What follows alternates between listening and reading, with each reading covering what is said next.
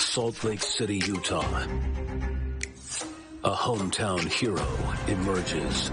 Cassius Clay Collard moved back to Utah to train with his original coach.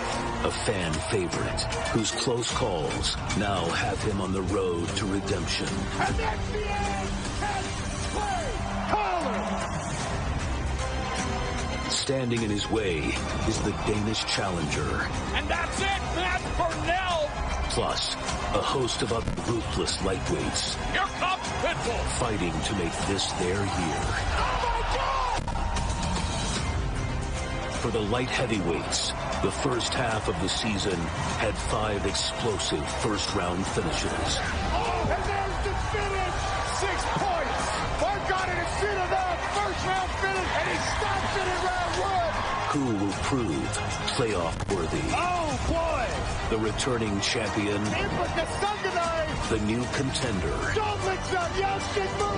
or one of the former champs back to claim the throne. Who's got what it takes? Oh! Who's moving on to the playoffs?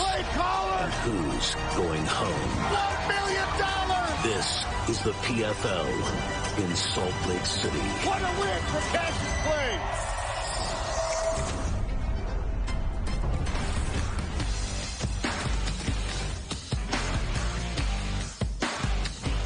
Salt Lake City, Utah, hosting regular season action in the Professional Fighters League. We're on the university campus at the Huntsman Center. Lightweights and light heavyweights happens here. Welcome to the PFL Pre-Fight Show, presented by DraftKings Sportsbook. Here's how the PFL format works. 10 fighters in each weight class, 6 different weight classes. 2 regular season fights for each fighter, this being the second of those. 3 points for a win, bonus points for a finish in any round, and the top 4 fighters on points from each division will make the playoffs. If you can get your way to and through a championship, that's $1 million and a beautiful gold belt in every one of those divisions. Sean O'Connell, Randy Couture, Tyron Woodley, happy to be here. Welcome to my hometown, fellas. Thanks for having us. We know how to fight in Salt Lake City. This is about the push to the playoffs. Light heavyweights and lightweights, everybody knows the assignment heading into their fight tonight. We've got matchups with 2 folks who just need a win. We've got some where it's desperation situation. Your back is against the wall. Randy, how does that change the dynamic? That's the interesting part about this format, especially going into the second round of regular season fights, because some guys have 0 points and have their back against the wall. That's got to affect how they come out, especially in that first round. When they need that finish, they need those criteria points. It also affects the guys they're facing. The guy's going to come out hard. How do I deal with that? I got to weather that early storm. That's one of the things I love about this format, especially this second round, because everything is at stake. Tyron, put yourself in the shoes of some of these guys. We've been saying it for years as fighters. A win is a win. Get the win however you can. But this season is about chasing a $1 million championship. And even a win might not guarantee you that. So which one do you focus on? Getting those points or just finding a way to win? I mean, that's why this is the challenge in this part of the season. You get to the second leg, now it becomes real. Some people will realize their dreams of making the playoffs. I think the toughest things about this is staying focused. You have a big fight, you can fight, win, and go on a vacation. When you're in this format, you're not fighting against just opponent, you're fighting the format as well, right? So I think the focus and it being injury-free is the biggest thing, and then going out and perform to manage all 3 of those things, that's what makes it difficult, and that's why you guys got the best seat in the house. If you make the playoffs, by the way, your reward is you got another fight in the second week of August. Literally. So it's a quick turnaround. This is what everyone's after, though. Here's our lightweight standings after 1 regular season fight. Mikhail Dufal, Clay Collard, Brent Primus, all with second-round finishes. Those are good enough for 5 points. Elvin Espinoza had a come-from-behind victory with the flying knee in the 3rd round. 4 points for him. Gaji Rabadnov grinded out a decision victory, so he's on the board with 3 points. Everybody else is chasing. Our main event tonight is in the lightweight division. Clay Collard on your left right there. He's a hometown boy, born and raised in the state of Utah. He still trains here. Mads Burnell out of Denmark, living and training in Vegas, looking to spoil the party for Cassius Clay in his homecoming. Randy, let's talk about the pressure on Clay Collard. I think it's wonderful that he gets to fight in a hometown arena, but the stakes are still high for him. Yes, he's got points. He needs a win to get into the playoffs. Yes, he does. But I think he's been in this situation before. He's a veteran of this format. He knows exactly what he needs to do. It doesn't seem to faze him at all. I think changing camps, coming back to his old team, shoring up some of his wrestling is allowing him to let his hands go even more. And that precision, the rips to the body, the defensive wrestling, he just brings it every single time he walks up into that smart cage, and that's why he's so popular. 15 finishes, 12 of those by knockout.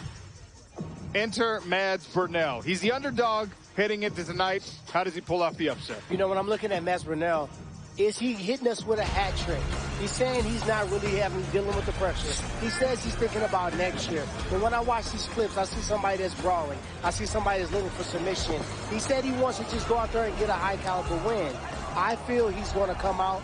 He's going to come out steaming. He's going to look to attack soon and look to take this fight to the ground. We know that Mads Burnell can fight. We know that he's aware of the situation, but his attitude, his approach to the game, well, I don't know if he's hitting us with the hat trick. let him tell you. Listen, I didn't come into this tournament thinking about the million, and I'm still not thinking about the million. I'm thinking about whooping ass, going in there doing me. I don't think about no points, no 6 points, no this points, no that points. I just go in there and do me. I keep smacking people up. Eventually, that million is going to be on my bank account, whether it's this year, next year, or whatever. That's a patient man right there. Keep slapping people up, you know what I mean? You sound like you got it figured out. He doesn't care if the million comes in 2024, 2025, or beyond. That's a fighter's fighter right there. For more on this matchup, we welcome the fourth man on the broadcast crew, Brett Okamoto, in the house. Brett, to you. Thank you so much, Sean. Well, Clay Collard was 18 years old when his professional MMA career began in this state, crisscrossing it in his father's car, going to fights that his mom wasn't even aware of. They'd be on the highway. Mom would be like, honey, you just missed the exit. And Dad would be like, we're not going home. Your son has a cage fight tonight. And Clay Collard fought 9 times in a calendar year just to get experience, to pursue this thing he loved. It has led him through a very unique, very special career in combat sports, but it is missing one thing. It's missing a PFL championship, and that is something that he is trying to rectify in 2024. I've been fighting my whole life, inside the cage and out. I've come so close many times, and I'm never giving up. Clay Collard's got Hurricane Shane Hurts. I've fought for my brothers. This is a pace that favors Clay Collard. I've fought for my family. But now, I'm fighting for myself. You're in my house now, baby. Oh, boy! That hook landed there for Clay. A beautiful combination for Collard there. Little blood over the left eye for Tricky Pitbull. Collard offers some uppercuts. There's the knees. Now he's got Pitbull in big trouble. TKO for Cassius Clay Collard.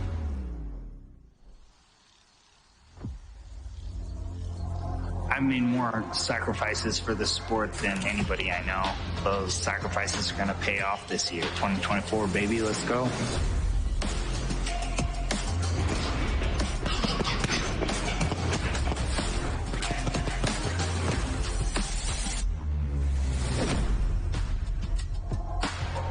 '23 was tough. I battled through injuries. I battled through broken bones. I battled through so much to make it to the championship and came up short. I decided to just start putting in the work and keep the ball rolling. And I know I'm going to win if I do that.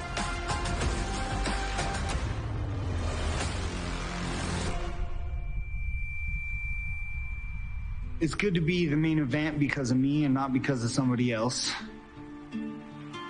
Fighting another big name, that's why I've always been main event before, but now this is my main event. Stoked to be fighting in Salt Lake City. It's my hometown. In the show, it's my state, so I'm ecstatic about that. It's where I deserve to be and where I belong.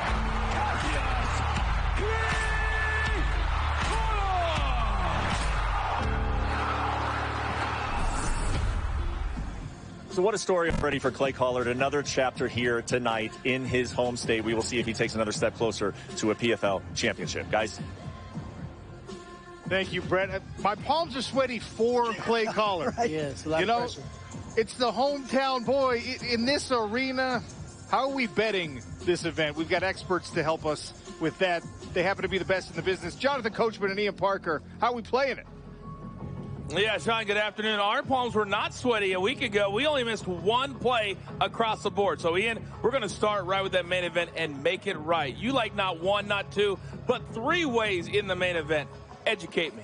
Yep, not sweaty at all, Coach. And let's go to the betting big board brought to you by DraftKings Sportsbook. Currently, Clay Collard is sitting at minus 325. So I'll give you a little spoiler alert. He'll be in the parlay later. But let's go to our fight props here. Coach, buy finish at plus 180. I love that for Clay. He's in his hometown. It's his main event. His opponent needs a finish. I don't care what he says, that he's only going out there this year with the $1 million. It's this year if he's going to do it. Clay's going to pressure in elevation. He gets it done. And I'm going to take it a step further, Coach. Fight to not go to distance, minus 105. And if you can get under 2.5, that's sitting at plus odds. Let's go.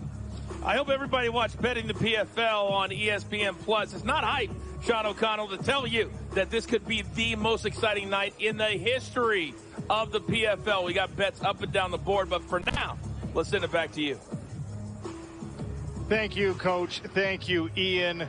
All right, so that's how we're doing it with the main event. I want to talk about the co-main event because one of the most fascinating personalities in all of mixed martial arts, last year's champion, Impa Kasanganay, is taking on a hard-hitting dark horse out of Slovenia. Impa versus Neto in the co-main event. People know the story of Impa Kasanganay finding his way to $1 million championship against Josh Silveira, and he didn't breathe hard. Jacob Neto entered the PFL Europe 2023 season as an unknown prospect. From there, it was finish after finish.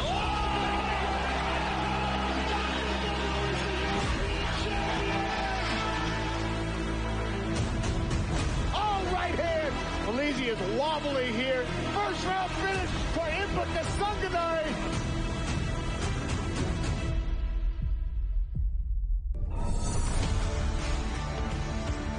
So the light heavyweight playoff picture is complicated to say the least. Look at this logjam. 6-point finishes for Wilkinson, Silveira, Yagshid Muradov, Impa Kasanganay, and Antonio Carlos Jr. By the way, 3 of those guys have a light heavyweight belt and $1 million check in the bank already. Jacob Neto is in the 8th spot. He's got 0 points. His back is against the wall. So how's he approaching it? Take a look.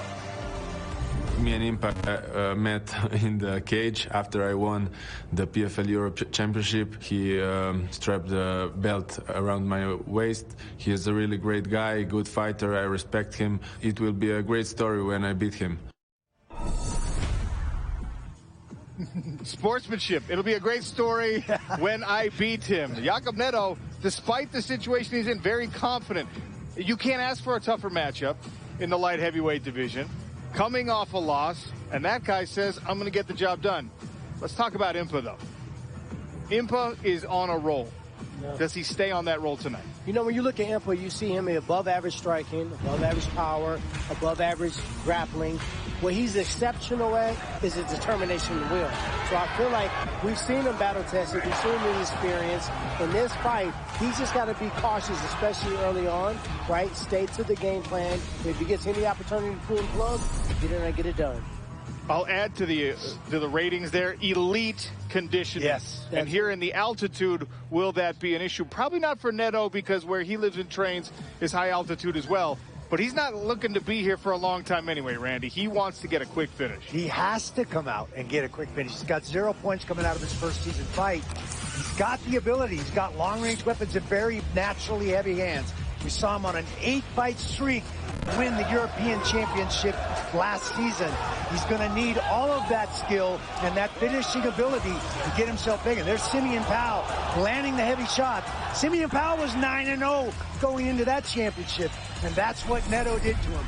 So that's what Neto's got to bring tonight. So a fun one in the co-main event as well. Let's take a look at the whole main fight card. Starting at 8 Eastern on ESPN, and of course we'll simulcast on ESPN+. We told you about the main and the co-main. I love the matchup between Patricky Pitbull and Bruno Miranda. Miranda, the only blue corner favorite on our main card. Wilkinson, Yagshin Muradov, and Antonio Carlos Jr. are all big favorites. Wilkinson and Antonio Carlos Jr. are looking to repeat the same way Impa Kasanganay is as light heavyweight champs here in the PFL. And Wilkinson's trying to do it against last year's runner-up, Josh Silveira, a 6-point versus 6-point matchup. Razor Rob Wilkinson, one-time PFL champ, chasing his second PFL title. 2023 PFL light heavyweight runner-up. Josh Silveira is a man born and raised, cultivated to fight. Nasty knees. Oh, Josh Silveira has Flores hurt. Josh Silveira to the championship. Nice combination from Wilkinson. Hammer fist raining down Rob Wilkinson. 6 points.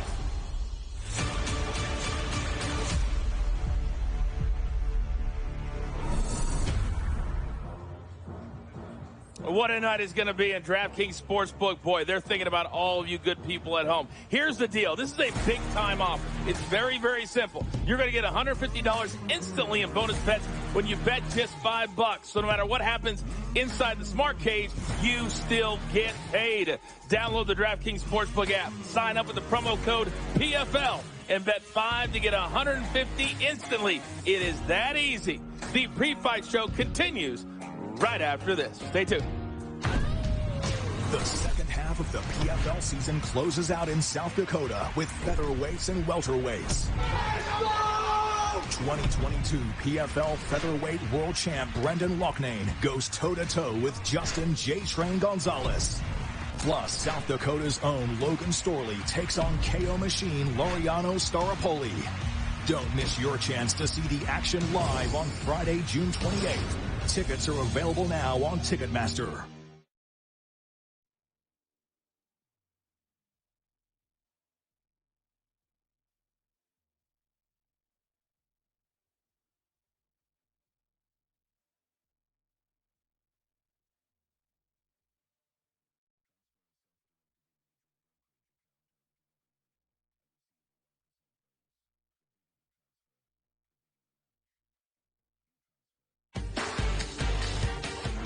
Welcome back to the PFL pre-fight show.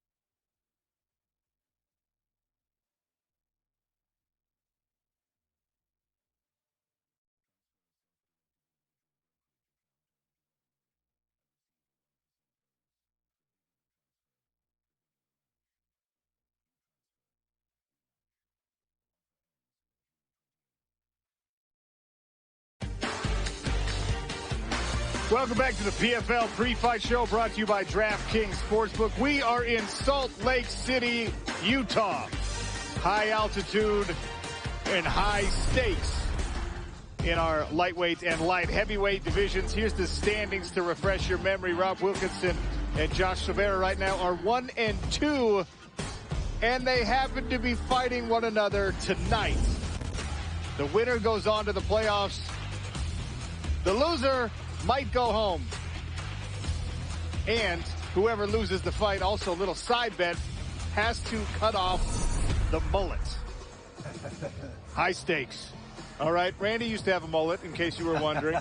Rob Wilkinson, a champion 2 seasons ago, looking to get back to that form. Do we see that version of Rob tonight? Well, if this first regular season fight is any indication, absolutely. In a near flawless season in 2022, 4 finishes, 3 of those 4 in the first round. The striking is remarkable. The knees up the middle, the long-range punching, his shot selection. And here's a guy who is known as a grappler. 17 finishes on his record, and 7 of those are by submission, 10 by knockout. He looks to be in the exact form we saw him in 2022, and he's out to make a statement. His opponent, Josh Silveira, won the PFL opportunity as part of our Challenger Series.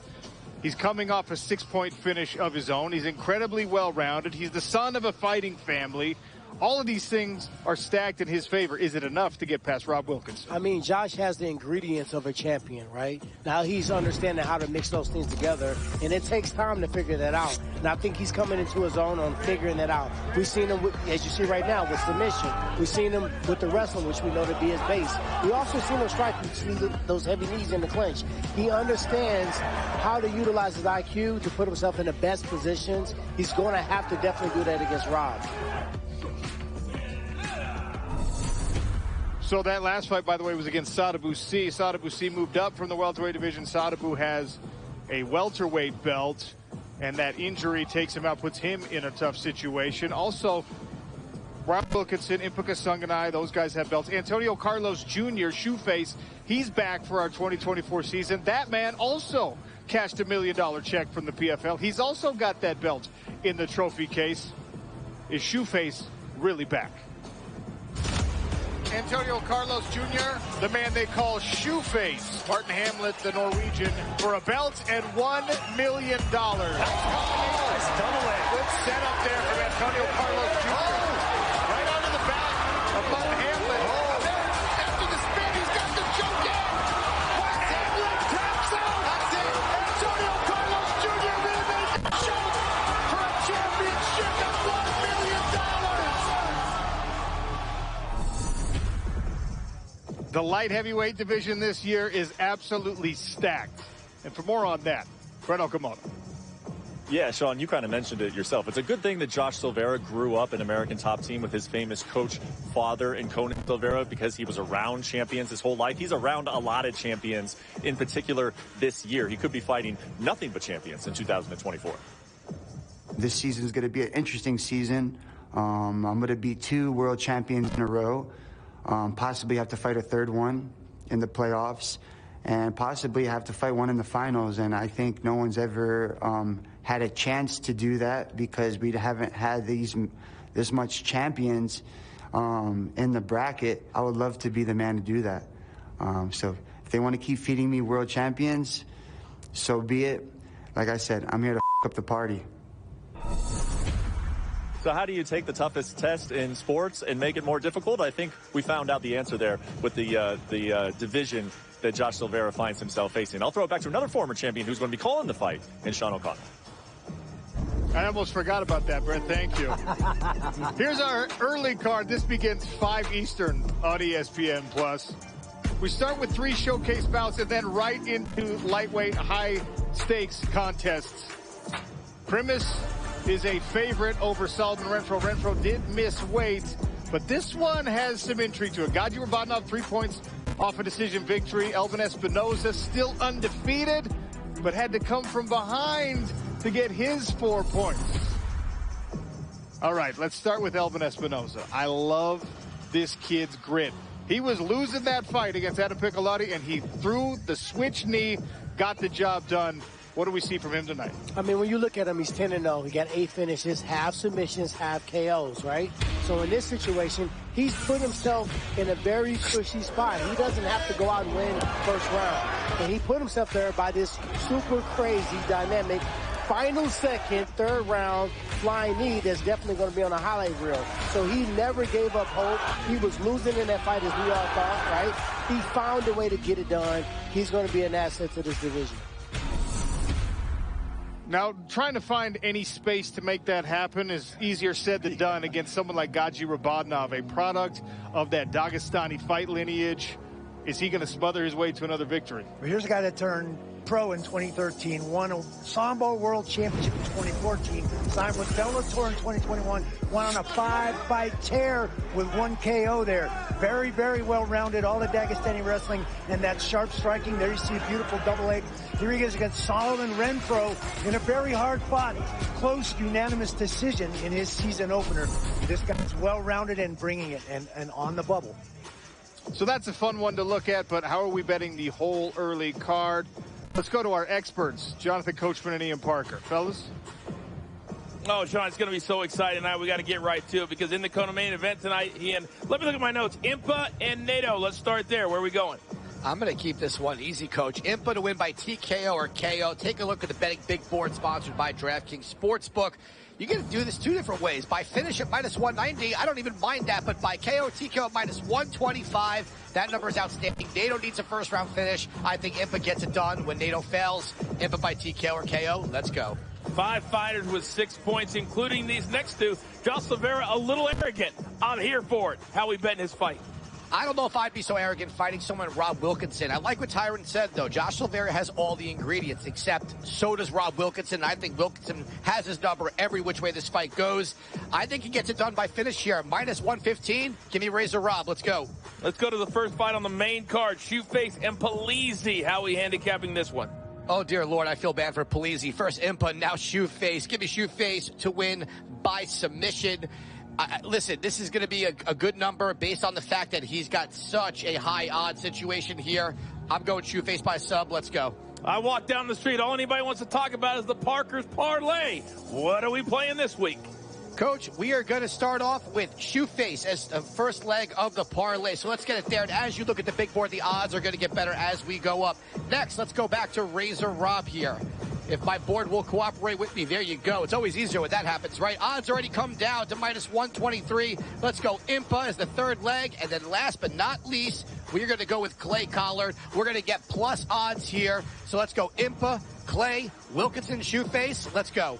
And I need a bold prediction brought to you by Puncher's Chance. What is it tonight?